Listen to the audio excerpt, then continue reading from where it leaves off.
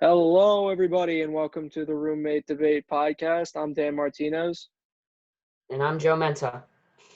It's good to see everybody back. Hopefully, we have some new listeners and new watchers if you're on YouTube. Um, so today, we got a little bit in store for you. We're going to try and shorten the episodes a little bit, make them a little bit more interesting and more jam-packed, so you have a little bit more to listen to for your buck. So I think we're just going to start with our new segment, which is our new cut bench start segment. So we're going to be doing 3 cut bench starts for the next few episodes at least, one from each of the NFL, NBA, and MLB. So we'll start from the NBA world. We talked about this one a little bit before between just the two of us, and I think we both have a lot of trouble deciding on this one. But it's Jayson Tatum, Zion Williamson, and Luka Doncic. It's not easy. I'm a Celtics fan, obviously, so I'm leaning towards Tatum automatically, but all three of them are so good. There's just not a lot to hate on any of the sides. We've got the lowest sample size, obviously, with Zion, but even that short sample was pretty damn good. So what do you think? Yeah, so it's definitely a really tough decision between the three of them. Three rising young stars, incredible talent all around. But if I had to choose someone, I'll start with the starter. If I had to choose someone to start, I'd start Luka Doncic. I mean, he's averaging nearly 30 points. He averaged 30 points this year, 30, 10, and 10 this year. In his second year, he's an incredible all-around talent. Arguably top 10 player in the NBA. I just don't Definitely. see that you can't start him right now based on what he's done, what he's proven. I would bench Zion Williamson. I think he's not completely proven yet, but I think he is going to be the most proven out of all of them. He is completely box office. I think he's the most box office player in the NBA outside of LeBron James. I think he's going to be one of the best rebounders and defenders we'll see in this league. And I think the way he gets to the rim and can get fouled and make it at the free throw line, I think he is a tremendous talent. I can't cut him. And it hurts to say this. I really like the way Jayson Tatum plays, but I'd have to cut him. I just don't think he's going to be better than both Zion or Luka. But he is a great player. Don't get me wrong, but I would have to cut him. Um, I can agree with what you said for sure. I would definitely start Luka. I think he is possibly already a top 10 player in the league. I do think all three of these guys will be top 10 at some point together. I think they're all just that talented. But I'm starting Luka. His offensive ability is just off the charts. He's a great leader. I mean, he walked right into the Mavericks and put them right on the map again, and took over for one of the best leaders and players we've seen in a while. So I definitely going to put Luka one. I'm going to cut Zion and bench Tatum. It sounds a little biased, but I need to see a little bit more out of Zion. It's not because people say he had weight issues and stuff before and he's going to get hurt. You Like, saw the man cut in the shit. college. You know how great he's going to be. He's going to be I better than completely Jayson agree. Tatum. You know it. Both ends of the floor, he will be better than Jayson Tatum. I think at some point he definitely will be I better feel than like you Tatum. gotta cut Jayson Tatum. I mean, I know he hasn't proven it yet, but he's gonna prove it. He's a tremendous player. And if I had to start someone to build my franchise around, I'd actually probably choose Zion Williamson to build a franchise around. But Out of the you three, have I to probably would choose Luka to start a franchise. I'm going to be honest with you. I just think he has the leadership that Zion might be missing. Zion's young, he's immature. So, like, that's where I'm kind of weirder with it. Luka's been playing professionally, technically a little bit longer than Zion, not just in the NBA, but overseas. So I think he's kind of matured a little bit quicker than the other two. But, I mean, I got to cut Zion right now, and it's really hard for me because I love Zion. I loved him in college. I loved him in high school. I've been following the kid since he was like 16. So it's something that I'm very happy to see him thriving in the NBA. But I mean, I just need a bigger sample size. I really do because Tatum's been playing for a while now. Not a while, but a few years, and he's proven that. I mean, he's one of the rising superstars in the league at this point, and so is Luka. And I have to cut Zion because of it, and I it disagree with pains you me to say. because I think Zion as a whole piece, he's going to make. I think he's going to build his team to be hopefully make the playoffs in a few years. And I just think overall, and he is going to be better than Jason Tatum. I don't know how you can't say that. I mean, I know he got injured and stuff, but his game is better than Tatum's. I mean, I think these three are like the perfect examples of the guys who came right into the league and the lights were just not too bright for them. Like they weren't. They stepped on as if it was a college game. You know, Luka came in and just looked amazing right away.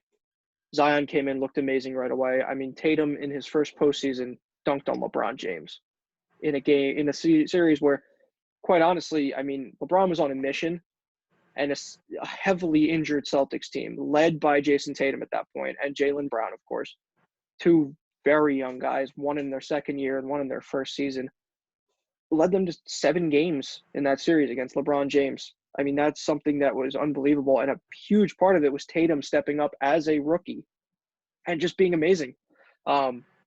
He averaged like 16 points a game in that series and looked perfect. He looked like everything the Celtics wanted him to be, and he's only grown. I mean, his scoring ability is ridiculous at all 3 levels. I mean, he can drive on anybody. He can make every jumper he wants. I Zion's mean, the more he shoots the unstoppable three so well. I mean, I think Zion will for sure be my What does bench guy in Zion this three? situation Zion at can some hit the point. three when he wants. You saw that first game of the NBA season. No, You you're saw Zion's 100% first right. game I'm when he did 100% that. with you. He But don't diss him. He can shoot. no, I'm not dissing his shooting ability. Believe me, he's still a very good shooter, especially for someone his size. And he's a lefty, if I remember correctly, so that's something that he adds to that.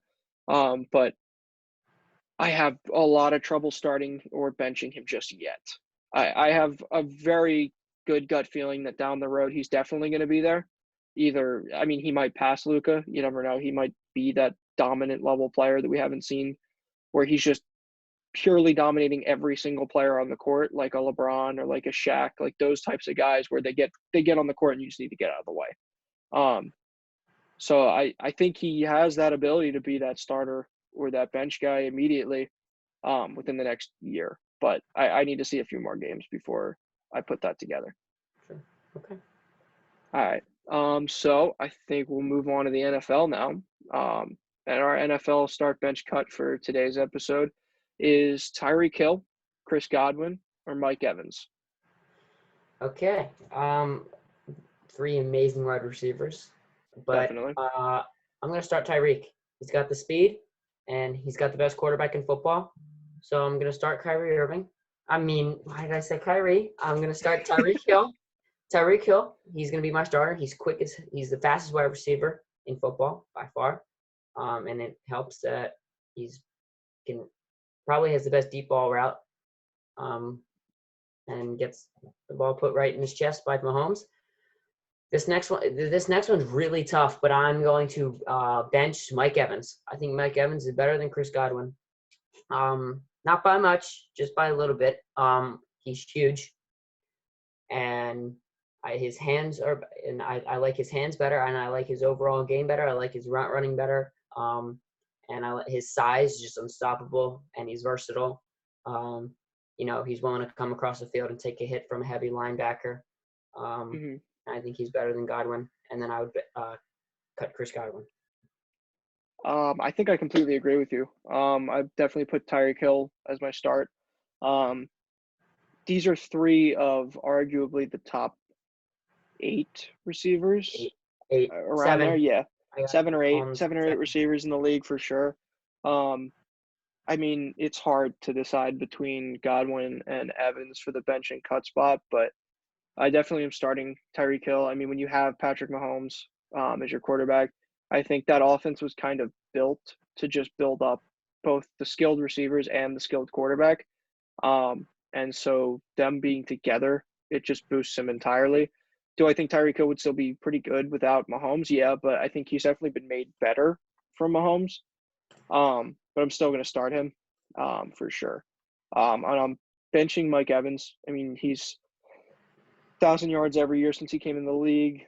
I mean, without him, that Bucks offense doesn't look the same whatsoever. I mean, you take away a great receiver like him, no offense is going to look the same, but it's a massive hit when you take out that big, fast receiver like Mike Evans. I mean, he just runs downfield, and if you're in his way, he's going to take you out with him. And that's where I think it ends up being Mike Evans at 2 as the bench guy. And I'm cutting Chris Godwin. I really like Chris Godwin. I have a lot of fantasy shares of him because I love him, but I just don't think he brings everything to the table that Mike Evans and Tyreek Hill do. It's not a knock on him. He's definitely not saying he's bad, but I would definitely say Chris Godwin is my cut candidate there. Mm-hmm. Yeah. Definitely. Anything else you want to say on the Hill, Godwin, Evans?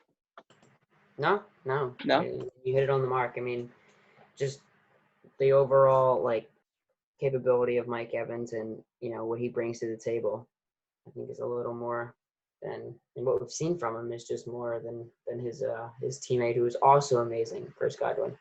Mm-hmm. And Tyreek Hill's a Super Bowl champion and just very true, unbelievable with speed and versatility and definitely. So moving on to the land of baseball, are both of our favorites to deal with. So we've had this argument in school. We've had this argument probably since our junior year of high school, really. Yep. Not as much with the one pitcher in there, but definitely the other two for superiority between them. And it's Jacob deGrom, Garrett Cole, or Max Scherzer. I know we have talked about this a lot between us and our friend group and all the people we talk to about sports. I mean, it's not easy. I have a favorite out of the three who I put ahead, and I think I've definitely mentioned this to you in the past. But I want to hear what you have to think now in this time and place. Yeah. I actually would say this is a pretty easy one, I would say. These are the 3 best pitchers in baseball, but I think this is an easy one to put together. I'm going to start Jacob deGrom, most dominant pitcher in baseball. His ERAs the past 2 years have been incredible. Back-to-back Cy Young. I mean, he's got a career ERA of 2.6, and he is just his rising fastball is just unhittable, and got to start him. He's been the most dominant pitcher in baseball the last 2 to 3 years. Mm-hmm. Next, I'm benching Max Scherzer. I think he's the second best pitcher in baseball. He has proven himself when it comes to strikeouts and innings pitched. He is unbelievable. Last year, he was going off last year in the beginning of the year. I mean, people were putting him at MVP candidate for a little bit, and it's just injuries with his neck, And yeah, definitely. deGrom and Scherzer have been both much better than Garrett Cole throughout their careers. Jacob deGrom and Scherzer have been better than deGrom, than Garrett Cole throughout their careers. And then I'm going to bench Garrett Cole. I think he was amazing with the Astros, but I just don't think he's had as good of a career as either of those two. That's very obvious, but he's still a tremendous pitcher. I definitely agree. I think my order is exactly the same. I mean, I've pitched since I was young, and so like a lot of these guys I've watched growing up just to study them and how to learn from them and stuff like that. And I mean, there's nobody nastier than Jacob deGrom. I mean, we saw him in the All-Star game. I'm a Red Sox fan, so my favorite All-Star game by a pitcher was for sure Pedro Martinez when he was just absolutely gross with the Red Sox in '99. But I mean, looking at Jacob deGrom, it was like mirror image of all the greats. I mean, he's just every pitch is disgusting. I mean, I would be absolutely terrified to step in the box against him. And I know that a lot of major leaguers, especially the young guys who walk in against him, are definitely shaking a little bit because everything's coming in hard, everything's moving, nothing's straight, and even the straight fastball, quote unquote, moves, which is impossible to hit. And I mean, his stats have shown it since the second he got in the league for the Mets. I mean, it's not like the Mets have been amazing. He went to one World Series with them, which was great for him. but I mean, he's just been unstoppable from day one, and no one's figured him out yet. And that just attests to not only his stuff, but his ability to pitch and adjust on the fly and stuff like that. I'm putting Max Scherzer at my bench. I don't think it's that hard to choose between him and Garrett Cole. A lot of people will say it's pretty tough, but Cole has had his bad years. I don't think Scherzer really has. And Scherzer's been doing it a lot longer. And that's where I'm kind of sitting there going, yeah, I mean, Max Scherzer is an automatic bench right behind Jacob deGrom. Scherzer's been gross since the day he was born, it feels like, at this point. I mean, he's been going for so long. It's amazing. And it's not only amazing to watch, but just seeing the stats he puts up is insane. I'm love Chris Sale, love Pedro Martinez, and his game reminds me of just the quiet of Chris Sale, where he doesn't talk much. He just goes and pitches, and he just takes people out with him. And he reminds me of just the stuff of Pedro, where Pedro was just so great from day one until his end Sorry. game. What happened there? And so I'm putting Scherzer at the bench, and I'm cutting Cole. There's a lot of people who think Cole is the best in baseball. I highly disagree. I have Jacob deGrom hands down one. I think he's in his own tier. A lot of people can disagree with me. I'm going to be honest. I don't give a shit. Jacob deGrom is an unbelievable pitcher. I have him in his own tier because I think you can compare Scherzer to Cole more than you can compare the two to deGrom. Because I think deGrom is just so good every single day. He reminds me of put Scherzer in that tier too. I mean, he's arguably better than deGrom. I don't think he is, but you can definitely make a case for it. I mean, you can make a case for it for sure, but you absolutely can make a case. I put Jacob deGrom. deGrom and Scherzer are on their own tier, and so is Garrett Cole. I think the thing that separates them for me is you look at the lineups they're pitching for. No, I completely agree, but you're looking at the lineups they're working for. deGrom hasn't exactly pitched for any lineups that produce runs. No, I mean, he has a decent lineup. His best hitter of the past few years is arguably Jeff McNeil, pure hitting wise. I mean, Pete Alonso's up there, Cespedes is up there. Those guys are for sure in there, but I mean, just pure hitting wise, it's Jeff McNeil, just batting average and all around play. But I mean, you look at Scherzer, he's had Harper, who a lot of people put really, really high. I don't exactly agree, but he had Harper when he won an MVP. He had that Tigers lineup while he was with the Tigers. He had Juan Soto already. I mean, that's a lot of hitting he had behind him to score runs and make him more comfortable. I mean, you see the games deGrom is pitching in, they're 2-1 games where he's, giving up one run and getting two behind him. I mean, the pressure to pitch when no one's scoring for you. That's where I kind of separated is, I mean, their stuff is similar. The stats they put up are fairly similar, but deGrom's doing it more under pressure. He's almost got that closer-like pressure behind him every single time he steps on the mound for 7 to 8 innings. I mean, there's a lot of times where I've seen Scherzer go up 5-0 after 2 innings, and then he's pitching with a 5-0 pad, and it's not easy, especially not in the major leagues, but it's not as hard as pitching when you're, up 1-0 or tied 0-0 for 7 innings. I mean, the amount of no decisions Jacob deGrom has had because of his low run support is just crazy. And that's where I sort of draw the line. And I put that slight tier mark. If anything, I would accept 1A and 1B, where it's deGrom is 1A and Scherzer's 1B. But I wouldn't go as far as to really, really compare them. I think that deGrom is on his own slightly higher level. I don't think it's crazy different, but I do think it's a little bit more separated than some people would acknowledge. Mm-hmm. Mm-hmm. All right. Anything else you want to say on these three? No, I made my case for. No. All right. Perfect. Well, we will move back to the NBA now. So the NBA season, whether it comes back or not, was a pretty damn good one. I mean, we had the arrival of Zion. We had John Morant showing up. LeBron and the Lake Show back. the underrated Raptors Bucks. coming back in, the Bucks being so dominant. So much happened this season for the NBA before all this. So we're gonna pick our award winners. We did the MVP for the MLB last episode, our predictions, but we'll do MVP, Defensive Player of the Year, Coach of the Year, Sixth Man of the Year, Rookie of the Year, and Most Improved for the NBA. So let's start with the big award, the MVP.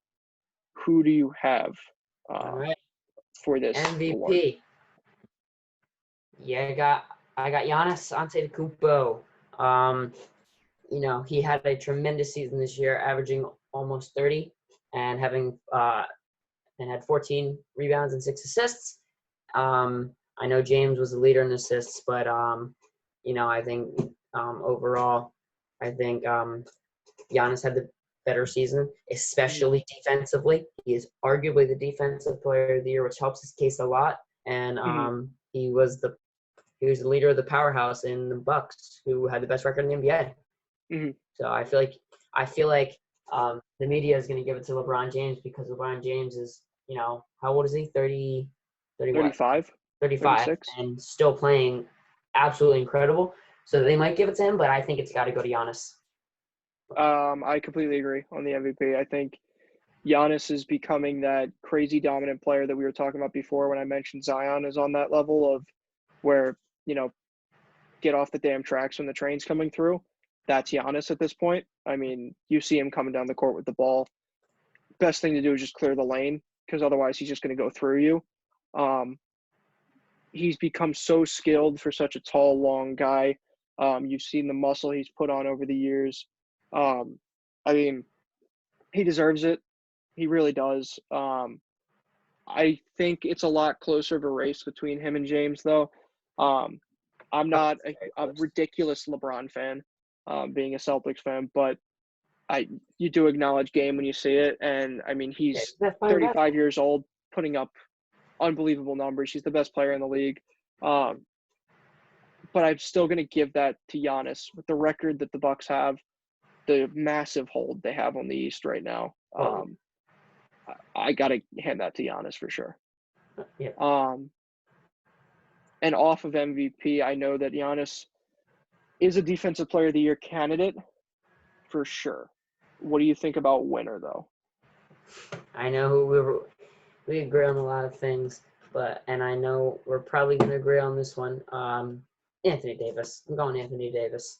Mm-hmm. He's just one of the best rim protectors and just perimeter defensive, and has great length and athleticism. I mean, he was third in the NBA with blocks with 2.4, and he was 77th in percentile with 0.93 points per possession allowed around the rim.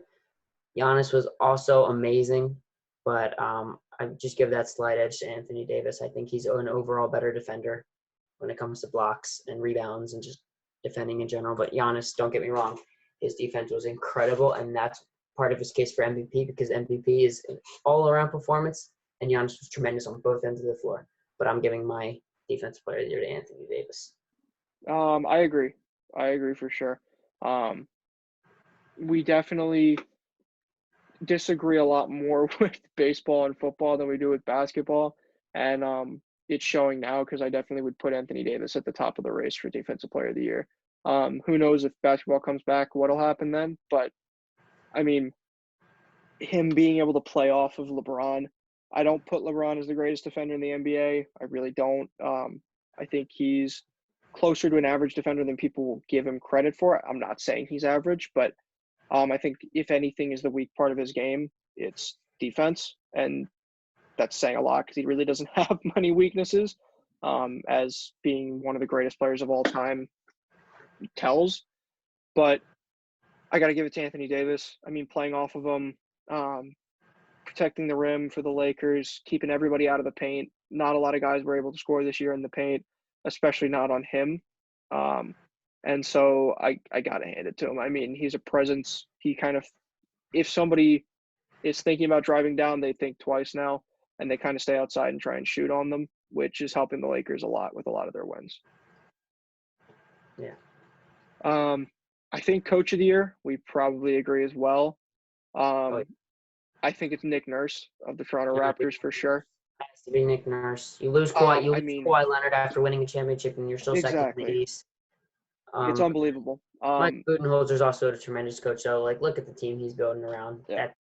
But you have to give it to Mike no, Nick Nurse. Yeah, Nick Nurse is, Mhm. lost Kawhi Leonard and Danny Green, Yeah. and still second in the East. I think arguably, I mean, I'm going Nick Nurse for sure, defensive coach of the year, but it almost feels like most of the coach of the year candidates are in the East because the East seemed a lot weaker after Kawhi went to the West and LeBron went to the West and all that. Um, but I mean, some of these coaches have really showed that they can do a lot more with younger guys that are brought up and then one star veteran. Mm. So Eric Spoelstra comes to mind with the Heat. Um, you got to give him credit. I mean, he got Jimmy Butler, of course, but he gave up Josh Richardson, who was one of his most promising players, for a guy in Butler who isn't the easiest to work with, whether you're a coach or a teammate. And he has really embodied Miami and has really become that like face of the franchise that they needed after losing Wade and after losing LeBron and Bosh after all these years. But Spoelstra's definitely in there for me. Budenholzer, of course. I mean, they were having a phenomenal season. He has the players to do that. So I think I put him below Eric Spoelstra for Coach of the Year. But he's definitely has to be mentioned. Um, as a slightly biased Celtics fan, I got to give Brad Stevens credit. Everybody was saying, they're going to get worse without Kyrie Irving when they switched him out with Kemba. They got better. They got a hell of a lot better. Um, I thought they'd get better. I liked Kemba as a locker room fit and as a leader way more than Kyrie. I don't like Kyrie as a leader whatsoever. I think his personality is way too hard to work with. He's a bit of a diva in the way that Butler sort of was before, but I think Butler finally hit that maturity where he fit in. You got to give Brad Stevens credit um, for what he's done as a coach for sure. I mean, we definitely agree.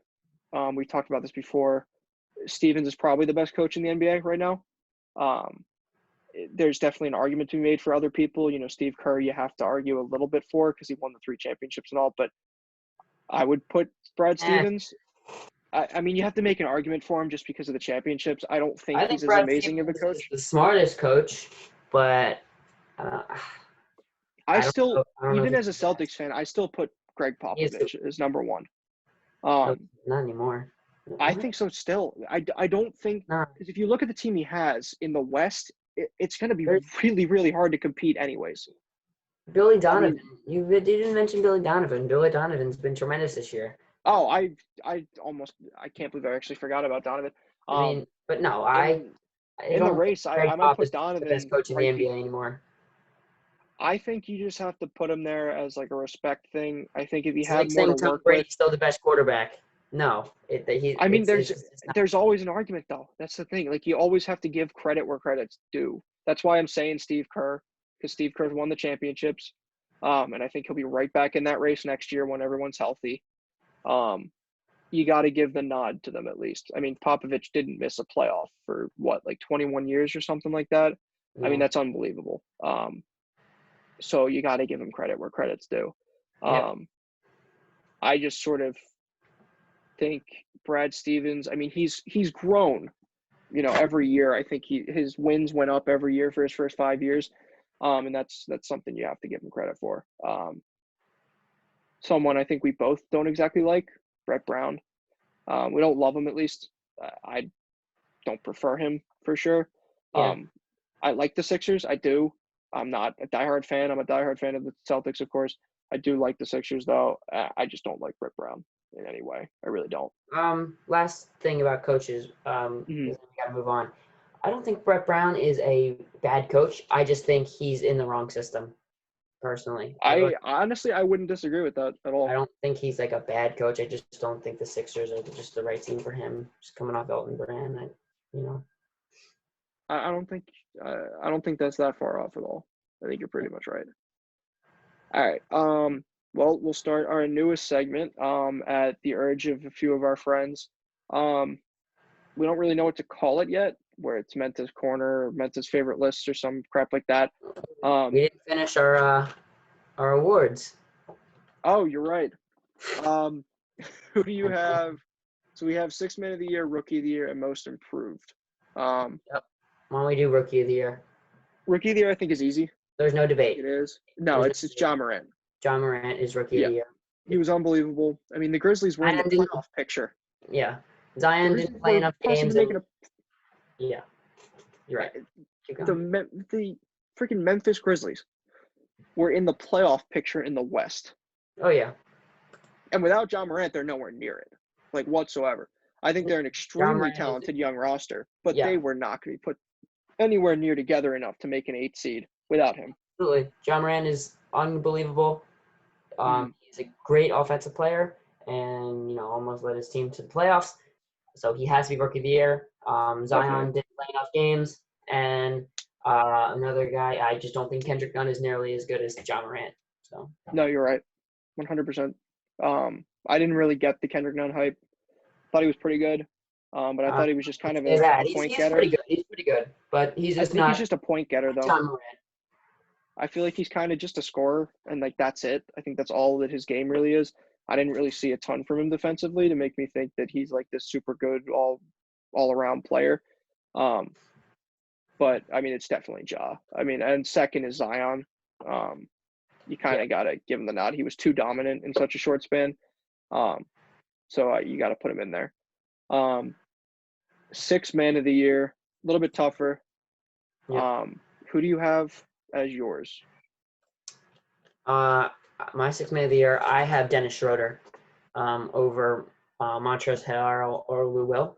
I just think he almost matched his career high with 19 points per game coming off the bench, and he was also a big member of the Oklahoma City Thunder. I think he's the third best player on the Thunder behind CP3 and Shai Gilgeous-Alexander. I think he was just tremendous off the bench, and I think he had a very big impact with the Thunder, bringing the Thunder to a very good team. Mm-hmm. He had 19 points per game. I just can't. I feel like I got to go Dennis Schroeder. Yeah, I completely agree.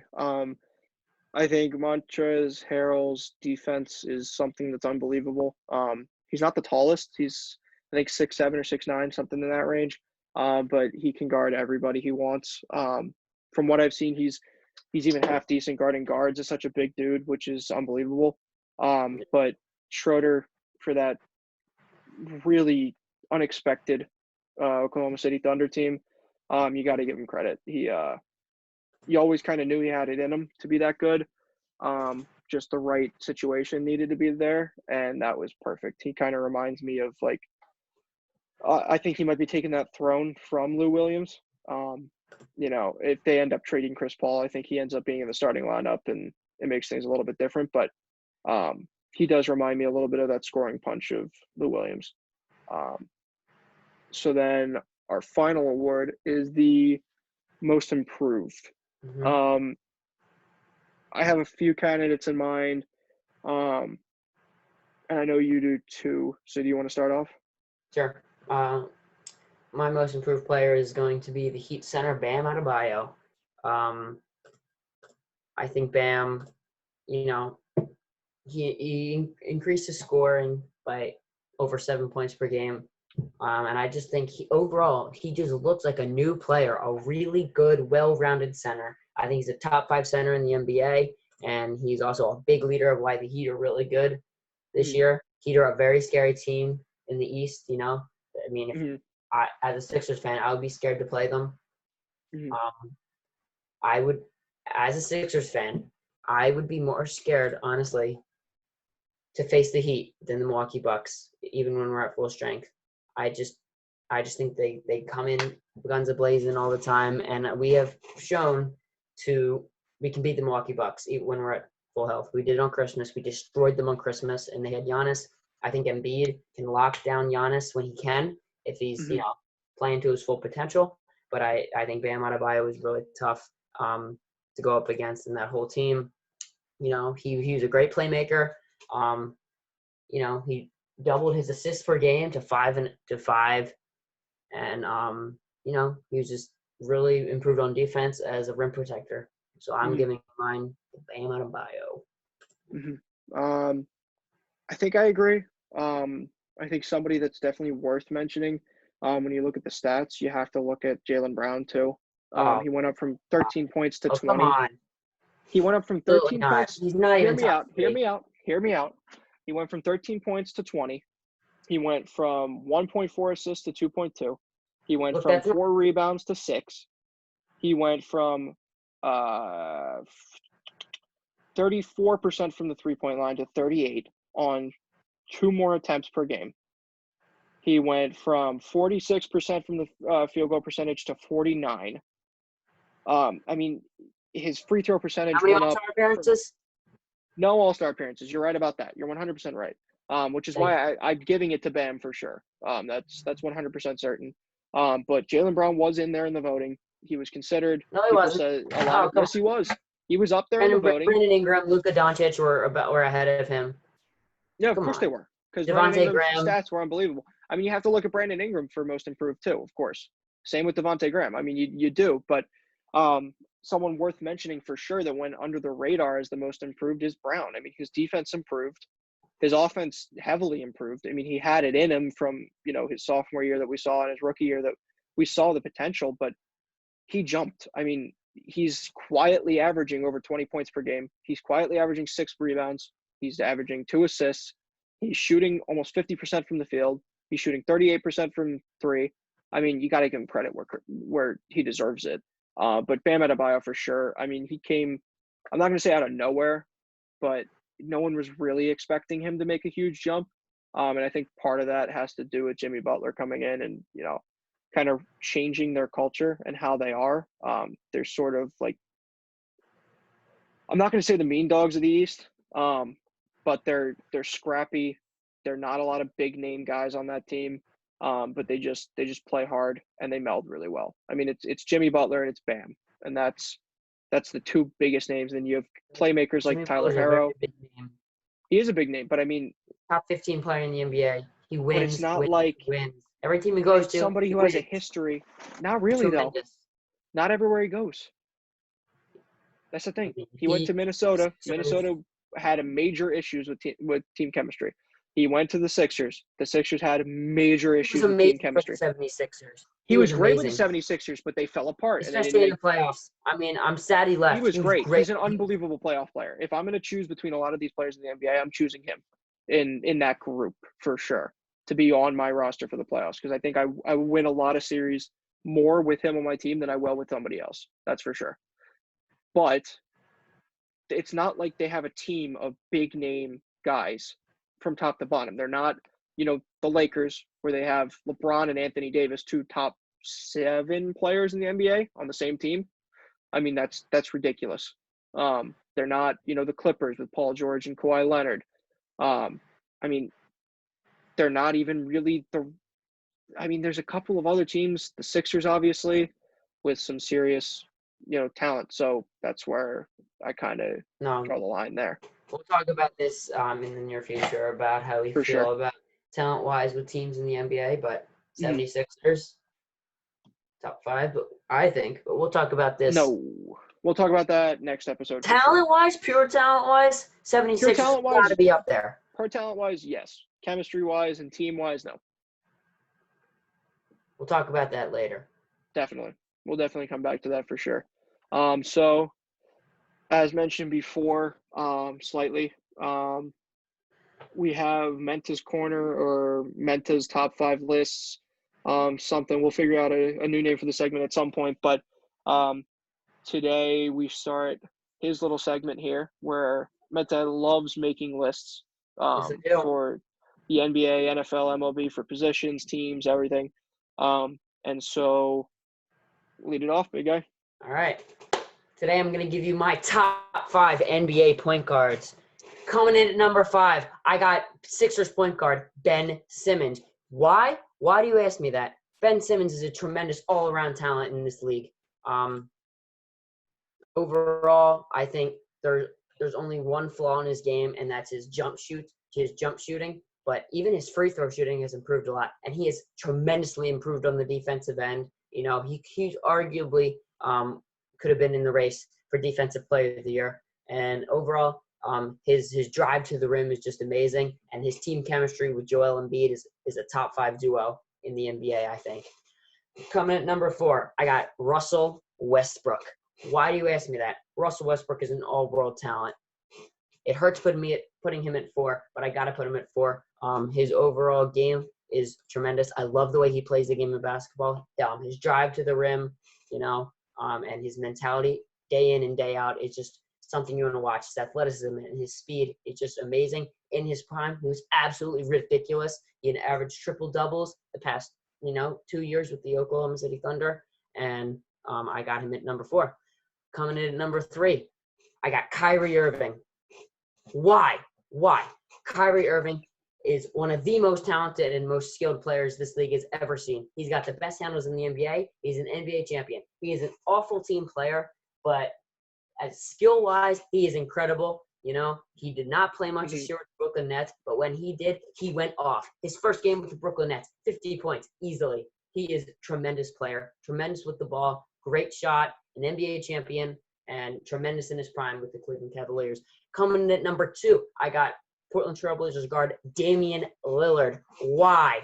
Top 10 player in the NBA. Top 10 player in the NBA. Most clutch shooter in the NBA with the ball in his hand.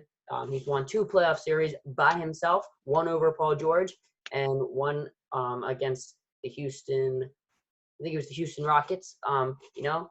It's tough that, he's like the only good player on his team besides CJ McCollum, but he's got a tremendous game. He's averaging 30 points. He's a great scorer, great shooter, great passer. So he's my number 2 point guard. At number 1, we got Steph Curry, Golden State Warriors. No, do I have to explain myself? He's an MVP. 2-time MVP, right? 2-time? Yeah. Back-to-back? 2-time. NBA champion.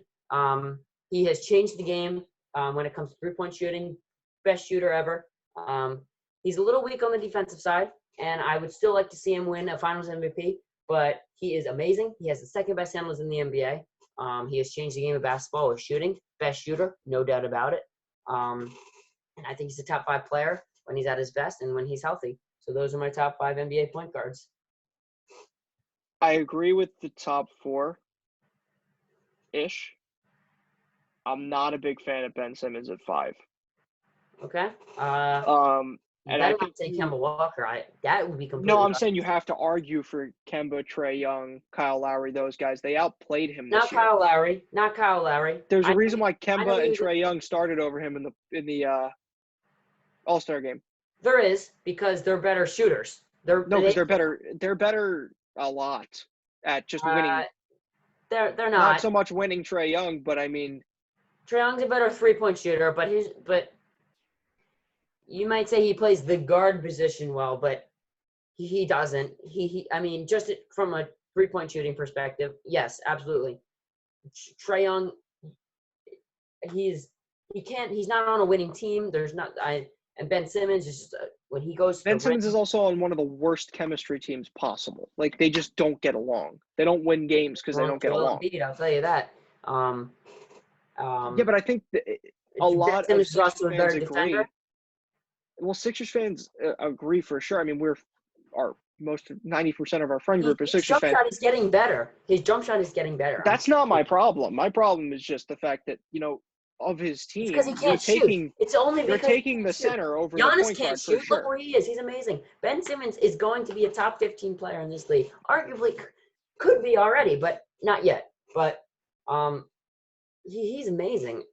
His whole demeanor and game. I mean, he passes well. He drives. So does Trae Young. Trae Young's okay. Answer this. Ben Simmons' size. Do the Sixers win more games if you replace Ben Simmons with Trae Young or Kemba Walker? No. Disagree. I completely disagree.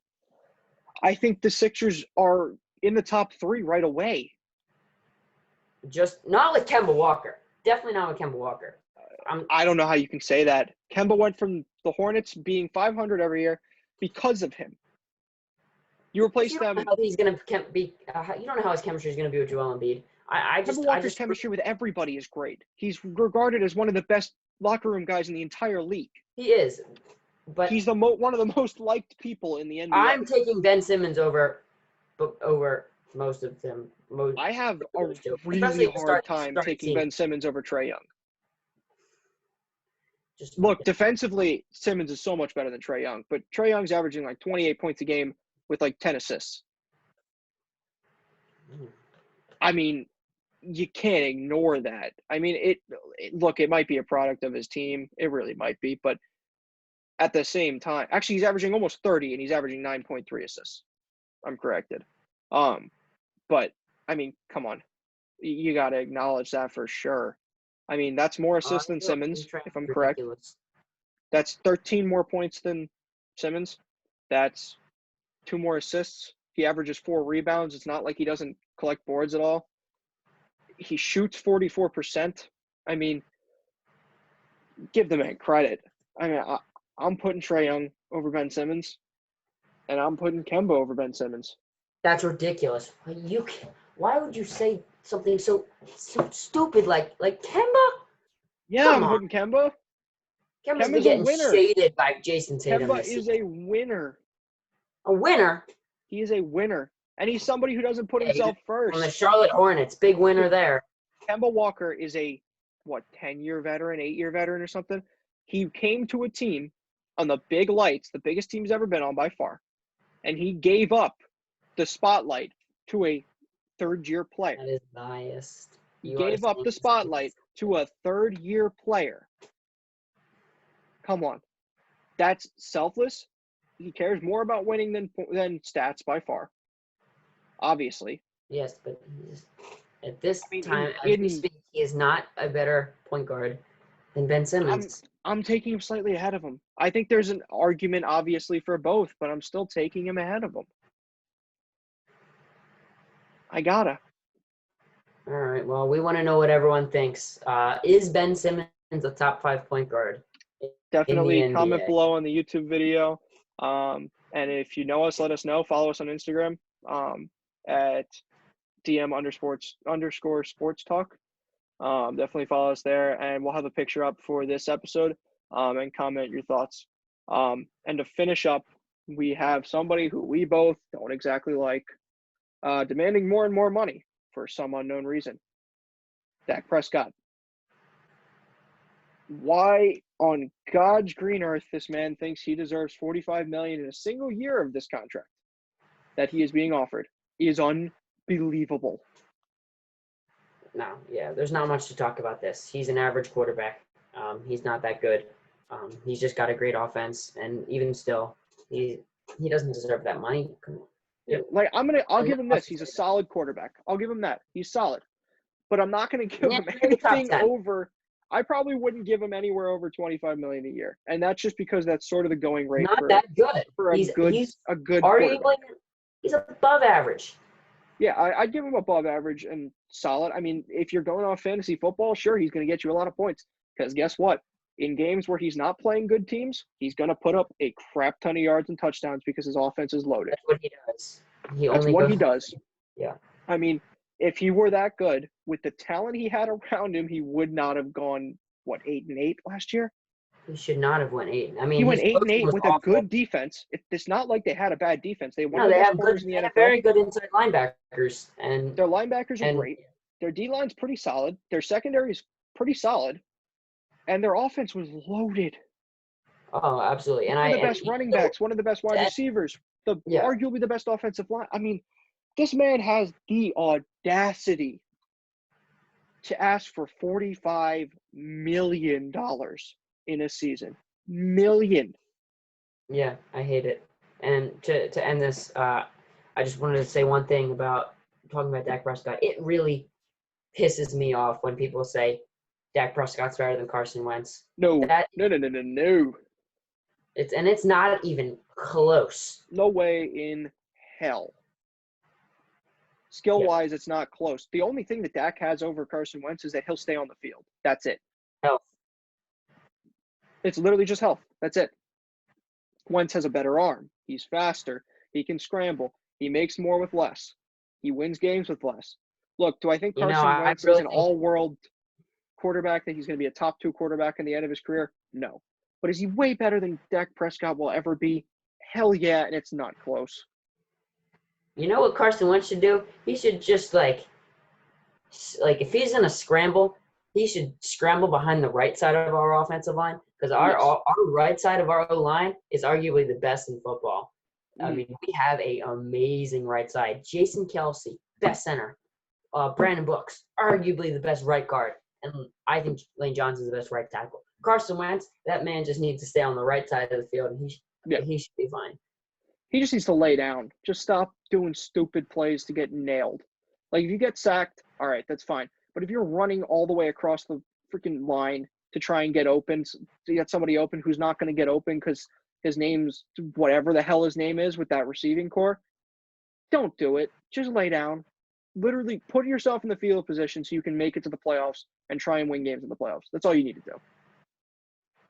Mm-hmm. Yeah. That's all I got to say. Me too. Yeah. All right. At least we agree on that for sure. All right. So we'll end the show here. So everybody, thank you for listening. And thank you for watching if you're on YouTube.